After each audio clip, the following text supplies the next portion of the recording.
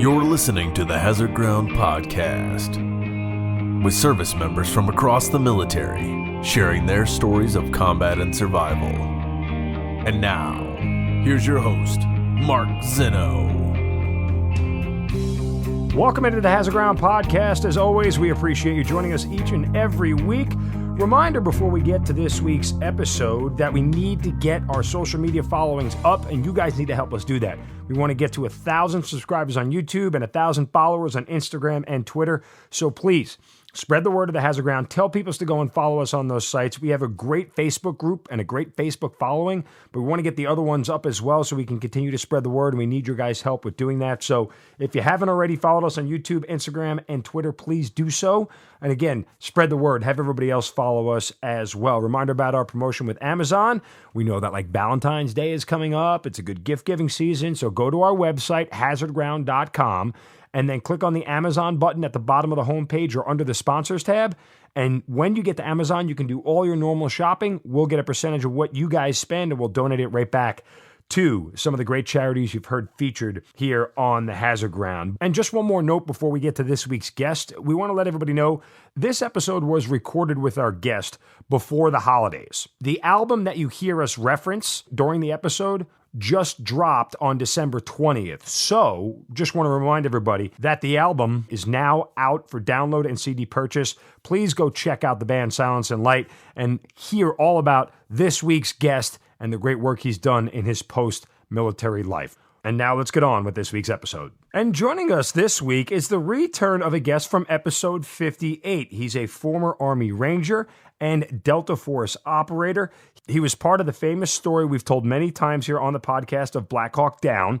He currently is a musician and a part of the band Silence and Light. They have just finished recording their first album, and we wanted to spend some time catching up with him since we last spoke with him and another band member. He is Brad Thomas, and he joins us once again on the Hazard Ground Podcast. Brad, welcome. Good to talk to you again, brother.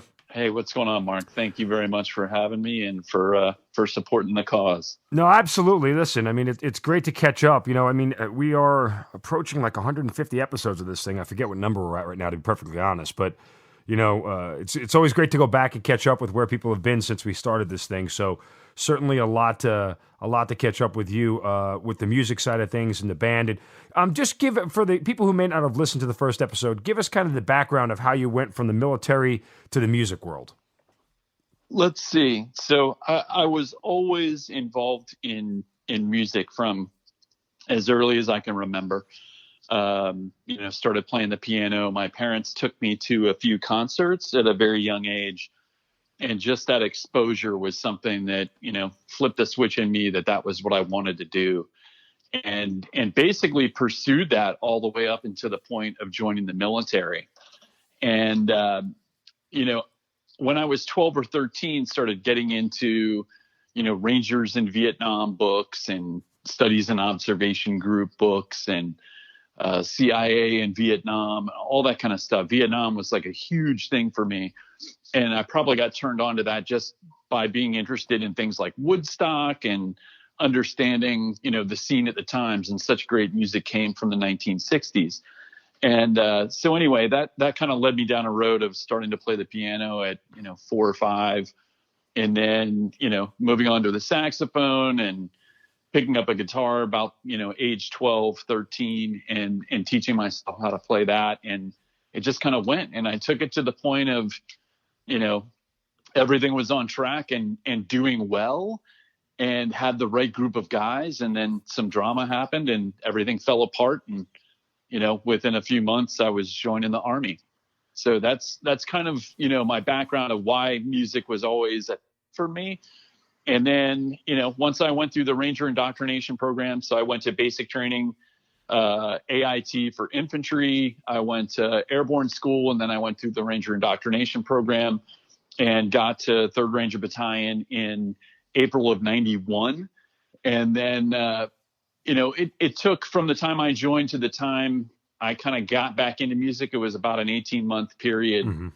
And, that was something that I was jonesing for it, but I didn't really have the infrastructure to have stuff or have, gear or things like that. So But anyway, I kind of picked it back up there and then took it with me, kind of kept it in my life, the whole remainder of the time. And once I got in a situation when I was at Delta where I could actually had some time to re-explore, I started it back up then, and kind of been pushing it ever since. So I retired in 2010, and basically went through struggling with figuring out the best way for me to kind of give back to the community, and was something that my wife and I talked about every Friday night, like on a date night.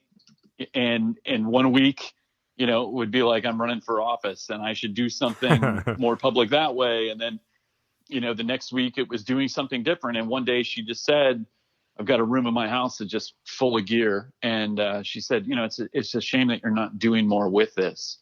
And it didn't click when she said it, but, within a day or two later, I was driving and I thought, I know what I'm going to do. I'm going to put together a group, of people. I don't know what it was going to be at the time, but I'm going to put together a group of people. I want to write and release music and take the proceeds of which and give those to some charitable organizations that directly impact the first responder and veteran community. And that's essentially what I've done. And to that end, your whole band is former veterans, correct? Silence and Light is 5 former veterans? Yeah. And actually, some guys that are still currently serving in different capacities. Oh, wow. So yeah, it's actually a really cool thing. We've made it a priority. Everybody's down with the message, and, the music is, I'll toot my own horn, but I think it's pretty freaking good. So, it's something that, people can listen to and they understand where it's coming from. It's basically us taking negative experiences and things and trauma that we've dealt with during our careers and, doing something positive with it. And that's kind of my point at being semi-public, is to say, I've lived the dark days. I was in Black Hawk Down. I've been a part of countless other engagements, in other parts of the world. And if I can do this, anybody can do it. Find a healthy, creative way to get rid of some of that baggage and some of that bad stuff. And if I can do it, you can do it too, no matter what. All right, let's pause on the music for 1 second. I do want to back up because in doing some research on you since we last spoke, I stumbled upon something that, there's a couple of things you and I have in common that you probably don't know. Your first concert that you went to, do you want to divulge who that was? Barry Manilow. And I only say that because I am the biggest closet Barry Manilow fan. And it's all because of my mother. She loved Barry Manilow. I mean, it was a routine thing. This is back when young kids might not know what these, the LPs, the big 45 record, the 33 and 45 records. She used to have a Manilow magic thing, and she'd play it relentlessly. And so it was always on in the house. And so I grew up with every Barry Manilow song there is. And as embarrassing as this may be in 2019, I still have all the CDs. I still listen to it from time. It's all on my iPod too. He's an incredibly talented guy. And most people don't know this about him, but he worked, back when they would literally go into an office building and write jingles and songs. He was one of those guys way back, and there's a certain term for it that I can't remember, but he wrote all these jingles, like the Dr. Pepper jingle. Really? Yeah. He did a medley on a live album that I had as a kid that was all of his jingles. And if you Google it, you'll find it. And it's insane, the amount of jingles and things like that he's been a part of in commercials that were a part of, the 60s, 70s, and 80s. Well, to that end, he literally writes the songs that make the whole world sing, I guess. yeah, he does. But I kind of, it's interesting. That's kind of where I picked it up. I saw Barry Manilow. I saw Mac Davis, who was kind of a country guy, and I wasn't super into, but he was very popular at the time. I saw the Beach Boys, and I saw Chicago.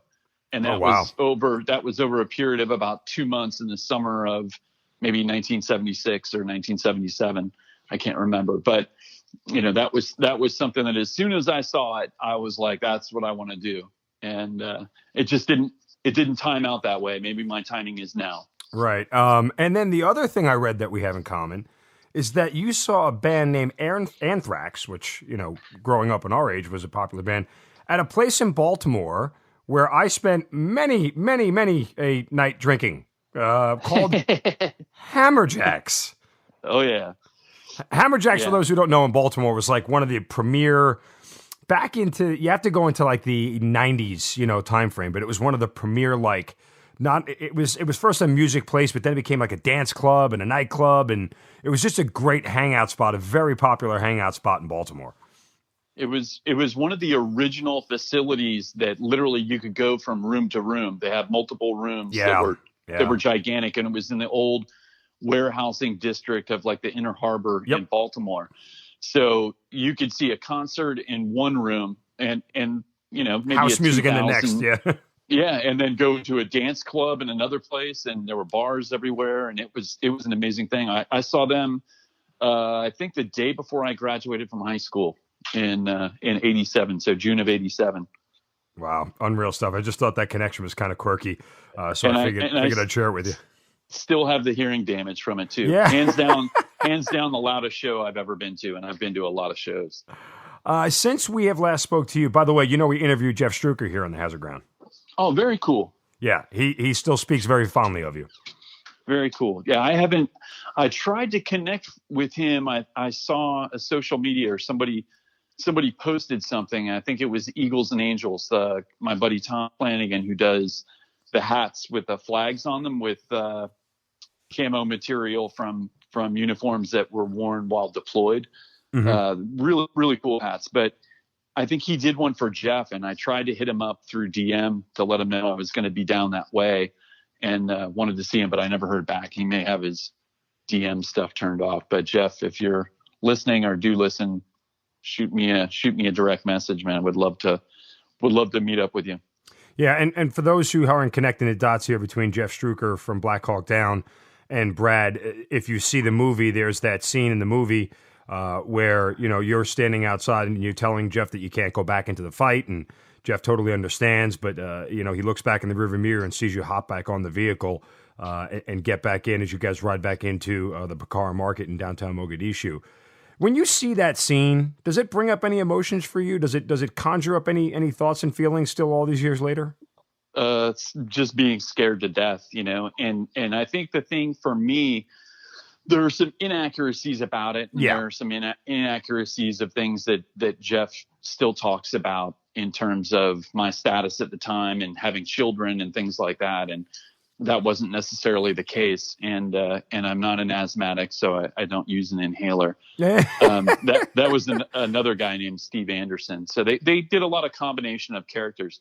I think what I really would want people to know about that interaction and the way that it went down was that, we didn't have communications. Nobody knew what was going on other than the leadership. And I was kind of a freelance Spec 4, Ranger Tab Spec 4 with a saw gun, and was just getting busy, gun all afternoon. And I didn't know when we returned to the hangar. I just had my best friend at the time, Dominic Pillow, was killed. Yep. I saw that whole engagement, and I was under the impression that the mission was over. I didn't even know that we were necessarily, returning to the hangar. I had no clue what I was doing. I'm just there along for the ride. And the volume of gunfire made it difficult for even verbal communication to happen.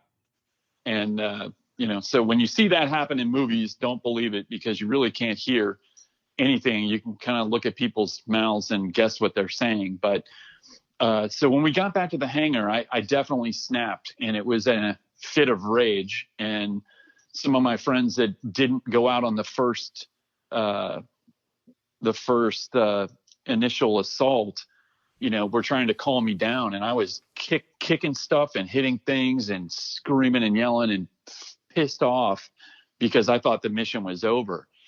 And at some point, was trying to even figure out what had happened to my friend who had been killed. And it was like, oh, hey, there's a Black Hawk helicopter that got shot down. We got to go back and get it.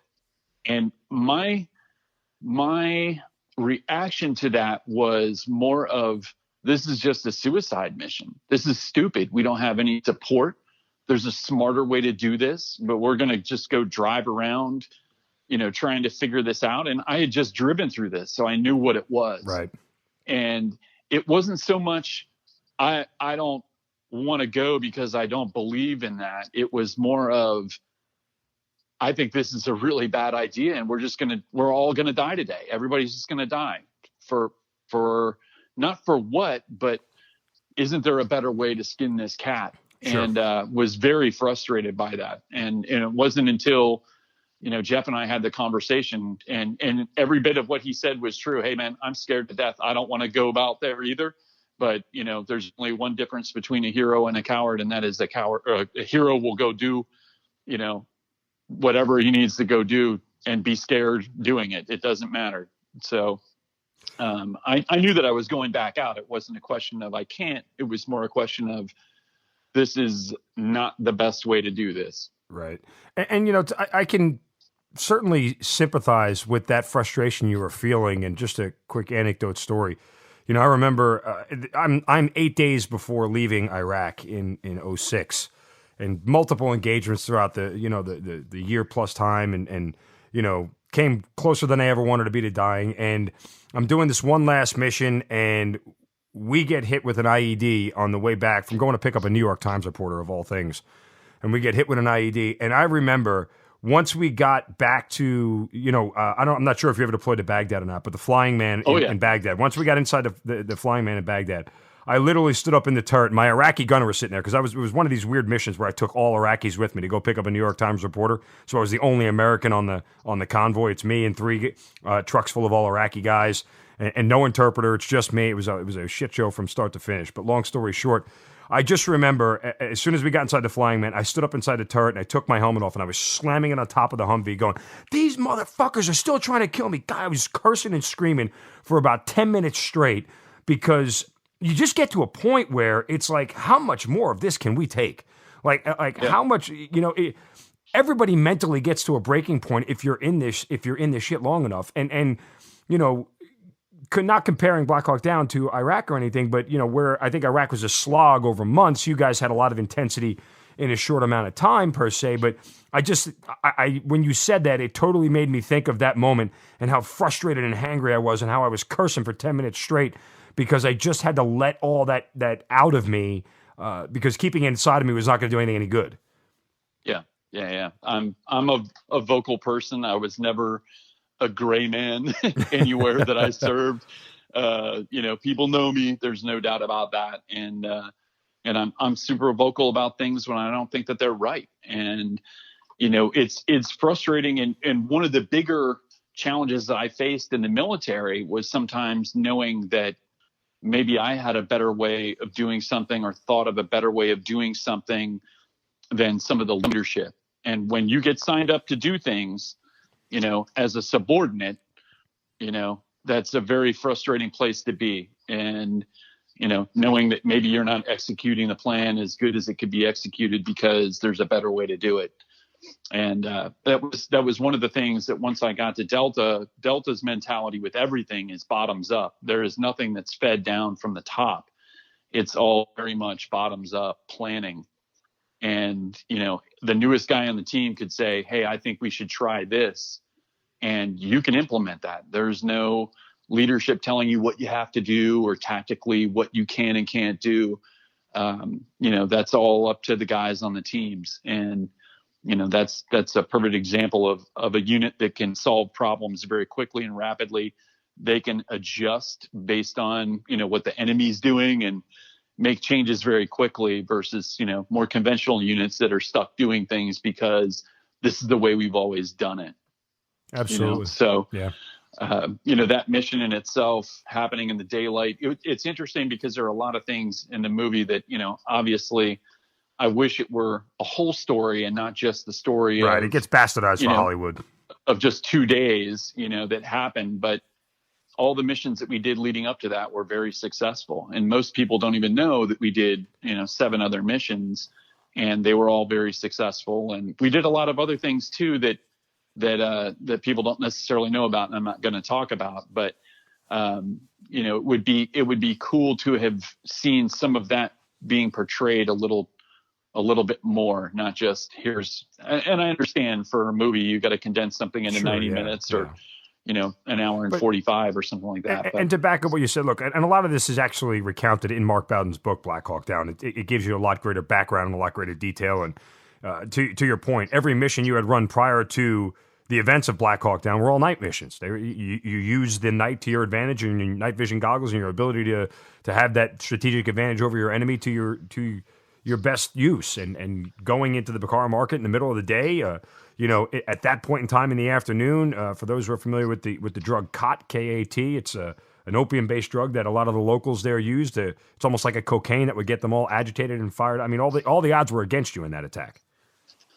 And something else I'd like to point out is that, this was a very free-flowing thing. Our platoon specifically, this plays into the bigger political picture, at least in the Rangers at the time. Our platoon was not a vehicle platoon. Okay. So we were a jump clearing team. So for airfield seizures, we were the ones that jumped, and the two other platoons were the ones that would man vehicles and establish blocking positions and things along those lines. So we showed up in Mogadishu and things switched because our company commander and my platoon leader, Larry Moores, who was a former enlisted guy from 1st Ranger Battalion and squad leader in 1st Ranger Battalion, he and the company commander did not get along. So the company commander put us on what he saw as the least sexy of the missions, which was, okay, you guys will just be blocking positions and you'll be the ground force and we'll get to do the cool stuff. And what he did by doing that, and this is what started to lead to some of the Ranger frustration that, isn't really talked about. And I don't know if it's talked about. No, I've never read the book. But we were stuck doing a mission that we had never done before in training, and we were doing it in combat. We had guys driving with night vision on for the first time in Mogadishu. That is that is the absolute truth.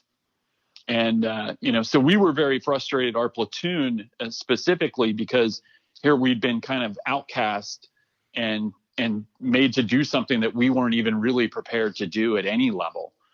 And so anyway, that day, you see a scene in the movie where, hey, get your guys ready. This is a bad area. There was none of that. I didn't get told that. Nobody said, hey, we're going into a bad area. I didn't know that there were bad areas of the city or good areas of the city.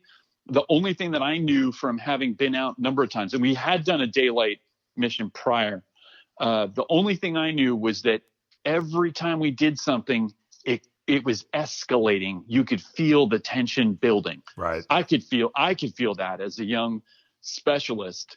I could tell that every time we roll out and do something, first time there's really nothing. And then there's a gunfight, and then there's some RPGs and gunfire. And then, you could feel the tension in the people. They weren't happy we were there, whatever it might be. But anyway, that's probably a little more background than what's ever been talked about before. And I was hoping, you may remember this, but soon after we returned in October, we had a couple guys from our company that went on Larry King Live to talk about it. Mm-hmm.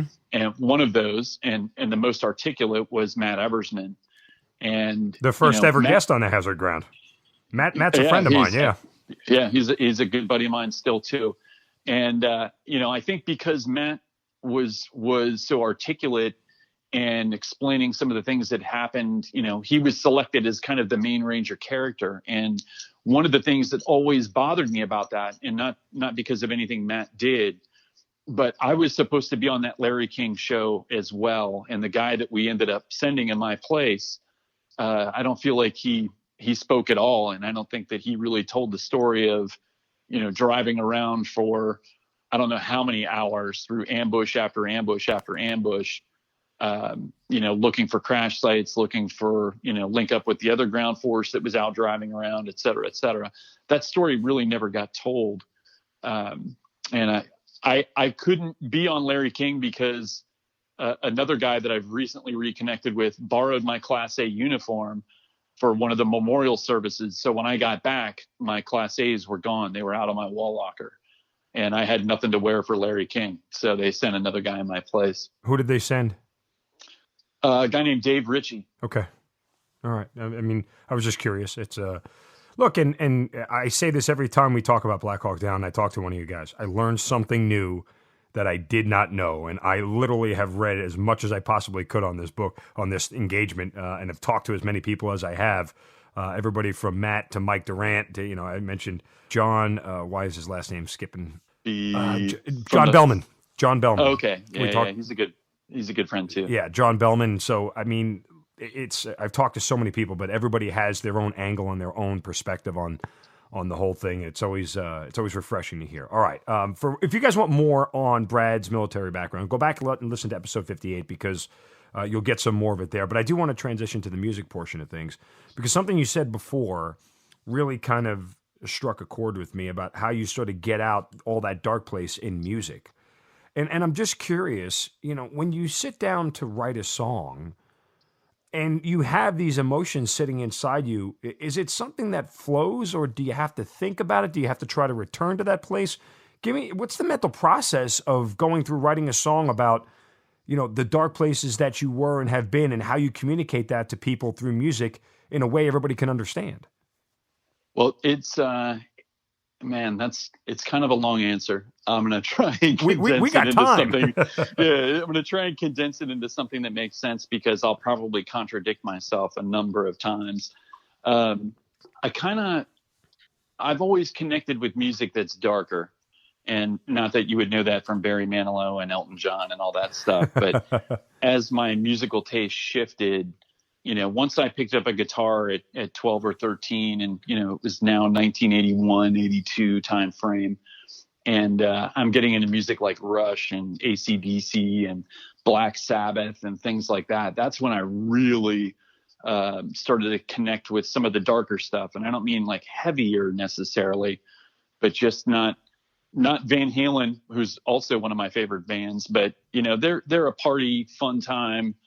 We're cruising down the block, whistling at chicks, partying, that kind of thing. But it really wasn't until Nirvana and Soundgarden and Alice in Chains, and specifically Alice in Chains, I connected with probably more with them than any other band ever, because I feel like their content is so dark.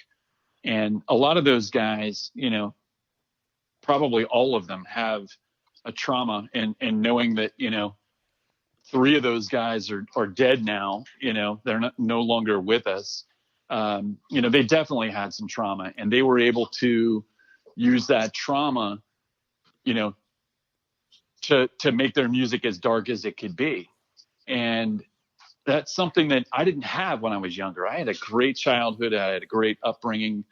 I didn't have that trauma. And, I don't feel like I've had trauma now per se, like, oh, it's trauma, I'm a victim. I'm not. I placed myself in the situations that I was a part of. I didn't have to be there.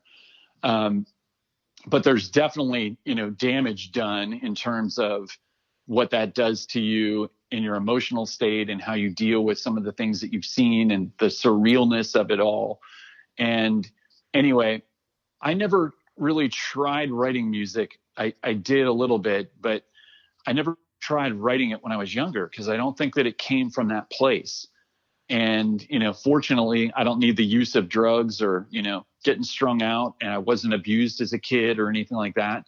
I don't have that, but now I've got this other dark thing to kind of tap into. And one song specifically, it's called Silence and Light, and that's how powerful we kind of felt the song is it's about contemplation. It's about that person that is thinking about making that ultimate step to, real darkness and committing suicide. And it came to me, not the lyrics, but the music part.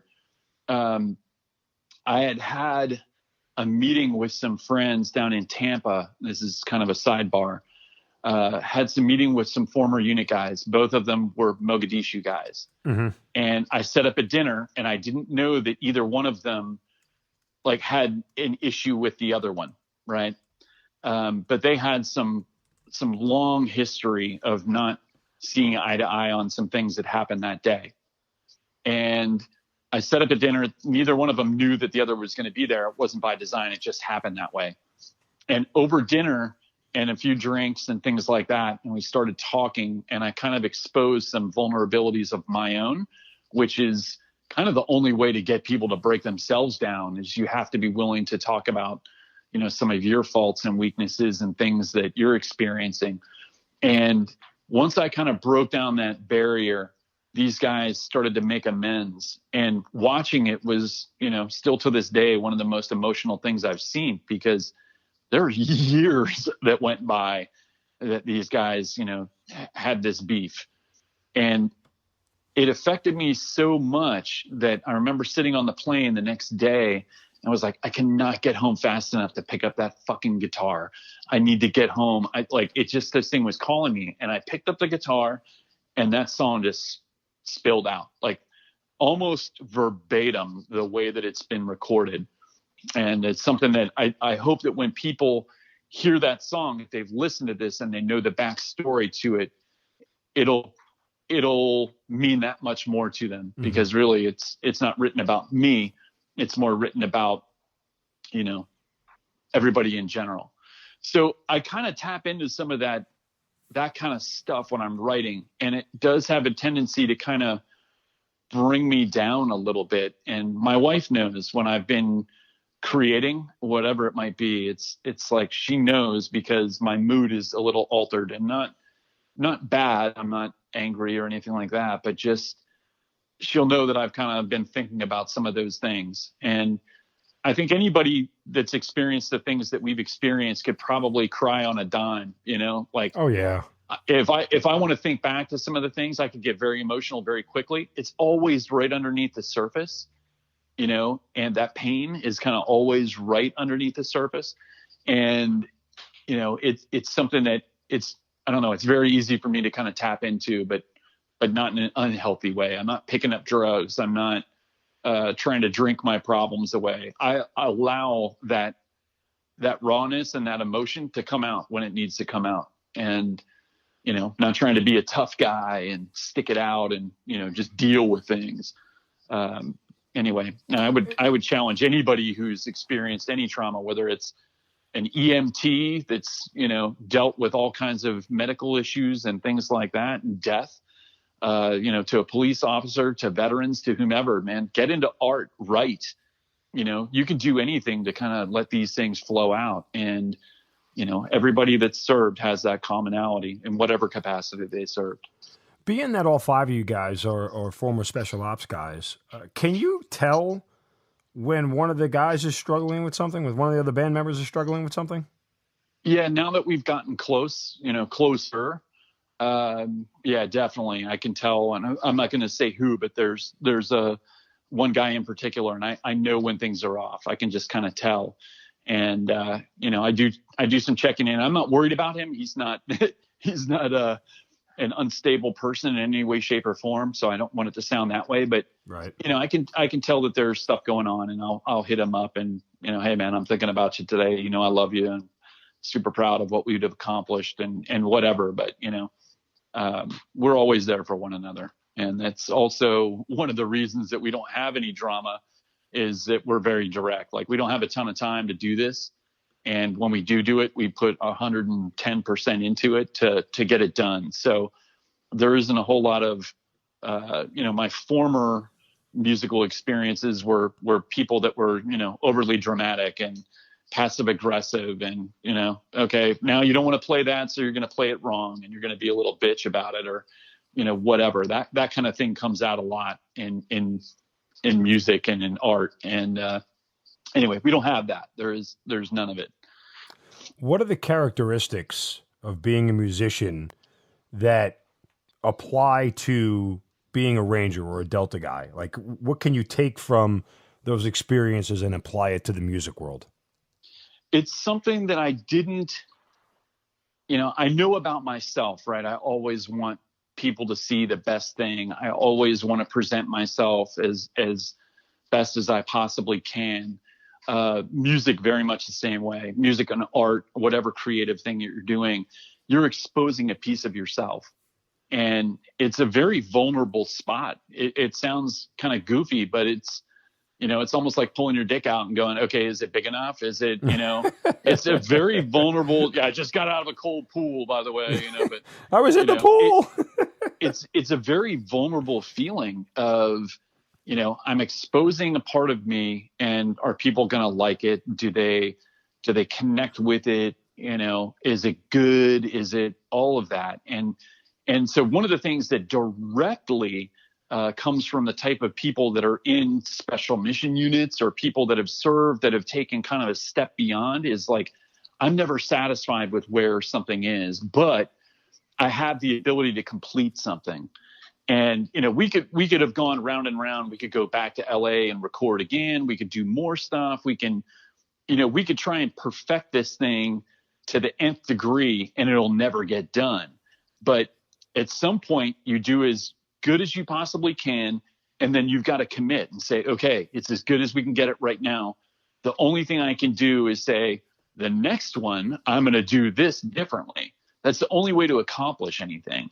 And it's something that I really learned through this process, from pre-production and kind of getting together and rehearsing and trying to get the songs as good as we could get them, with the limited amount of time that we have, to going and recording in LA and having a Grammy award-winning producer saying, yeah, man, this is good stuff. You guys brought the goods. Like, that was all the validation I needed. To more recently, we did a private event for, it was a benefit show, and there were a ton of people there, and we got to play there, super brief, but people, when they saw us, were like, man, you guys are the real deal. And we are, I don't mess around with this. I'm not, 80%ing it. It's 110% of, my best ability, and getting good music out there. And the only thing I can do is say, next time, I'm going to make some adjustments, and can't ever really be completely happy with it. So I've had a ton of people that have hit me up and said, man, I love this song. This thing is awesome. One guy who texted me and said, I was in the gym, this song came on, and literally it was all I could do to not break down. It affected me that greatly. And I That's thought, awesome, man, that's amazing that you connected with it. I still hear all the little flaws in the song, Well, you hear it as a musician. You listen right, differently. So, what I'm hearing is different than what other people are hearing. But anyway, I think the bigger point is, like, never being 100% satisfied. I know we can do better, and the goal is to do better next time and make it even better than this one. You mentioned that Grammy-winning producer, Josh Goodwin. He's also produced albums for Celine Dion, Justin Bieber, and Maroon 5.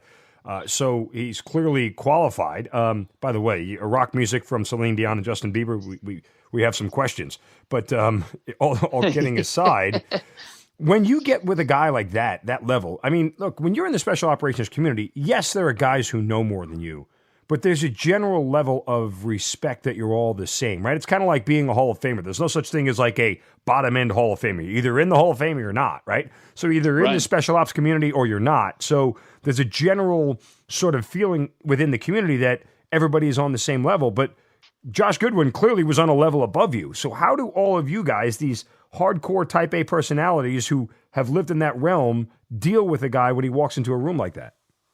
So two answers here. One, we earned his respect, and we earned his respect by how much work we put into it and how prepared we were, and our work ethic in the studio. That guy is tier one of his industry, right? He is the same qualities that it takes to be a tier one guy in the military. Yep. It takes to be a tier one guy in the music industry.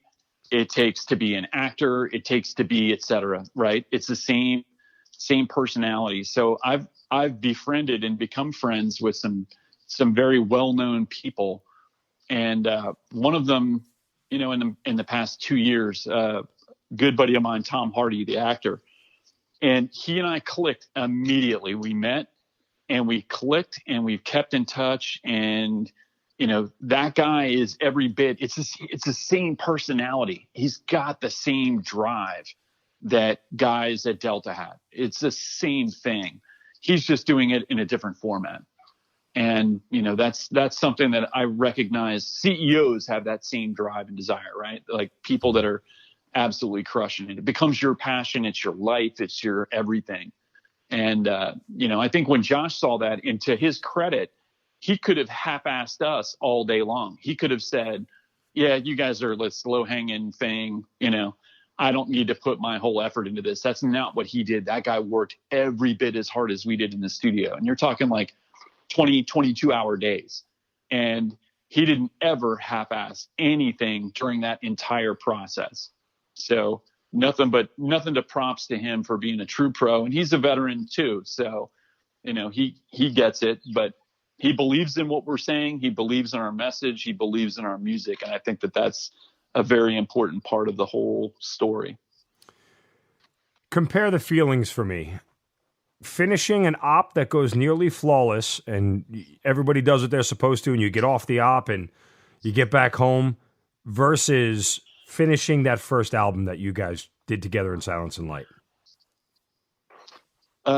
It's very much similar, right? So that near perfect op, what people don't see in the movies is the next morning after we get a couple hours of sleep and everybody gets some food, we get up and do a hot wash and we talk about, okay, this is what happened.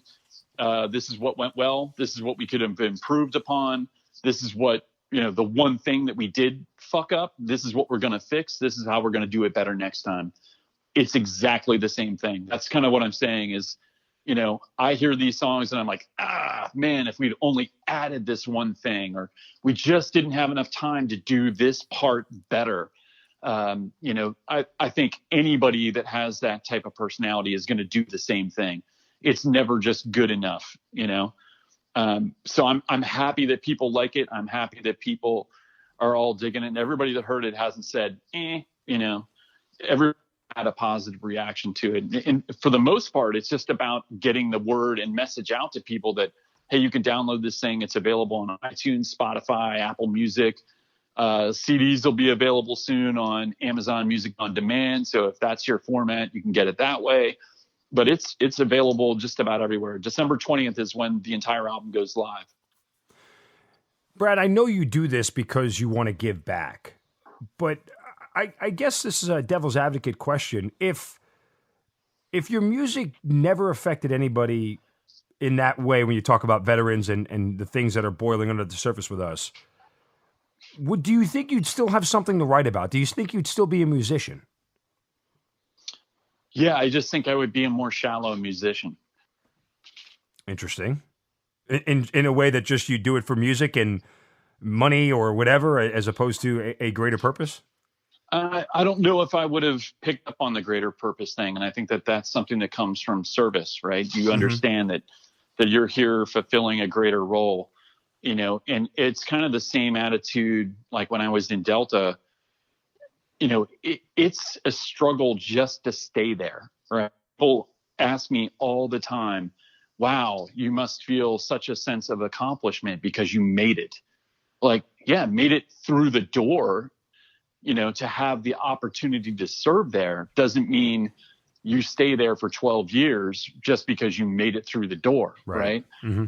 And that's something that, I don't know. I feel like there's something more to that.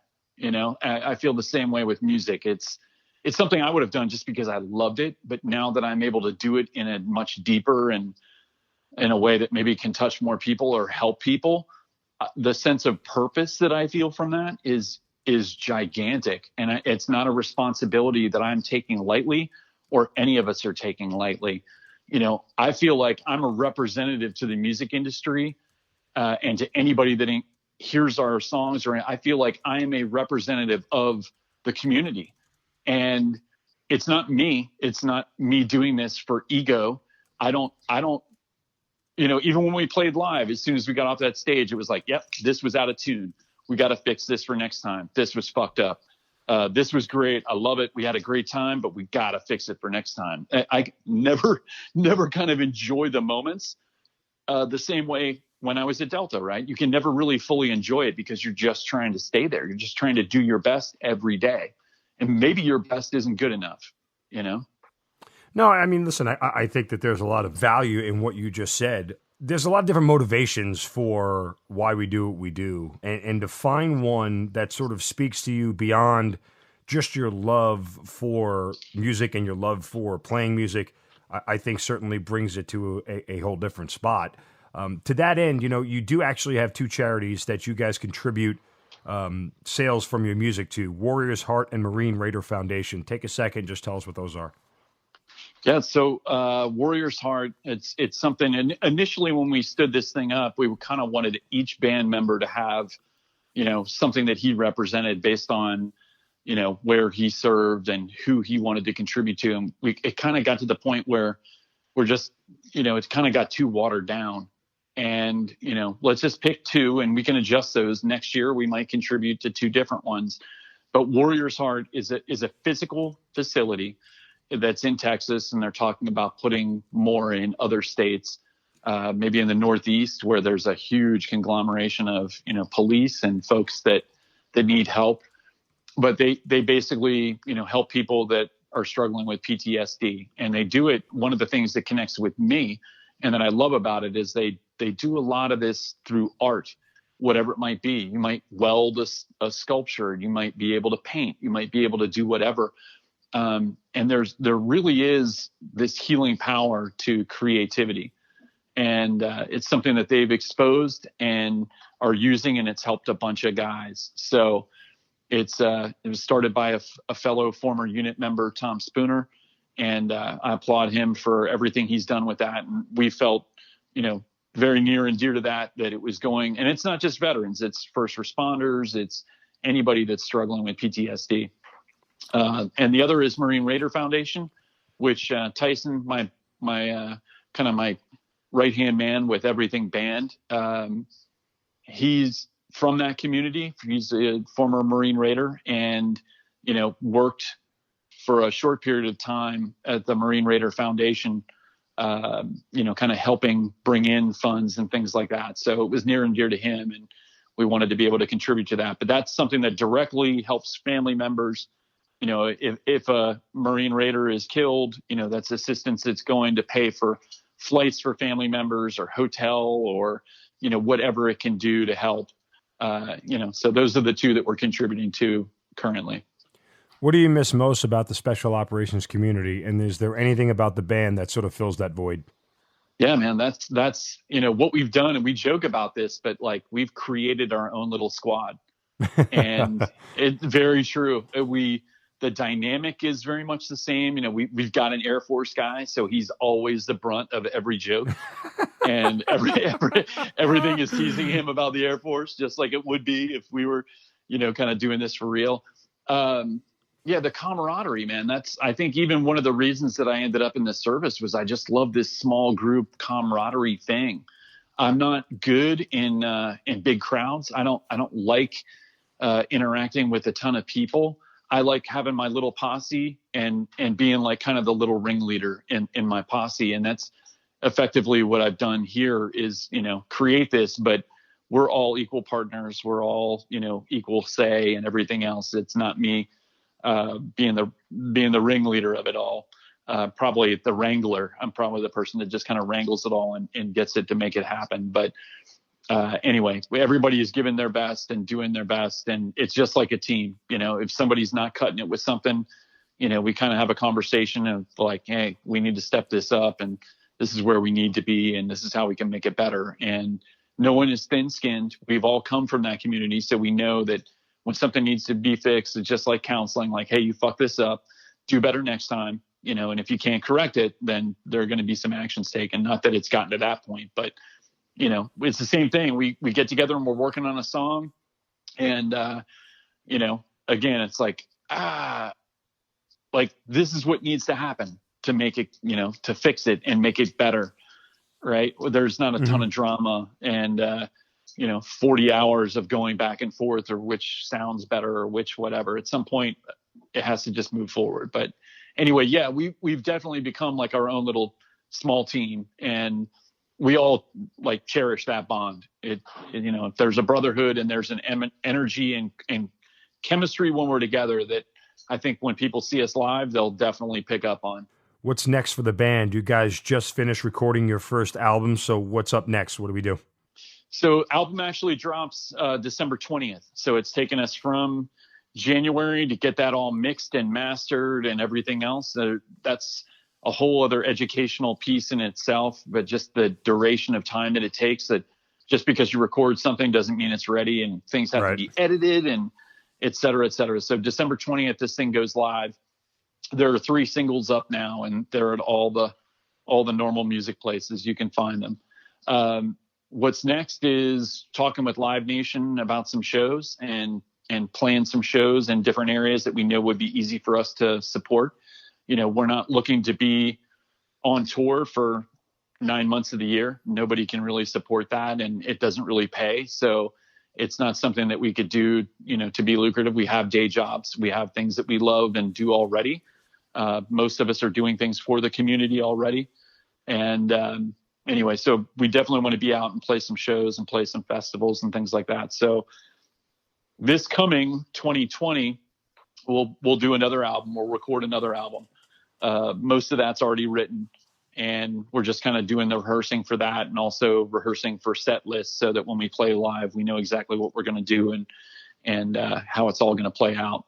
But expect people to see us playing live different places, and we'll obviously broadcast that, every way we can through our social media and through other things, and let people know so that they can attend and check it out. Well, I also want to be able to musicians do these like VIP meet and greets, and I'd like to do something like that, except obviously it's not a VIP thing, but I'd love to be able to just go hang with people that like our music and that want to connect and maybe want to talk about their struggle or whatever. I'd very much like to do that. So I'm not looking to be a diva and sit backstage and have people not look at me because I'm getting ready to perform or something. But, I'd very much like to be able to interact with people and meet and talk with them.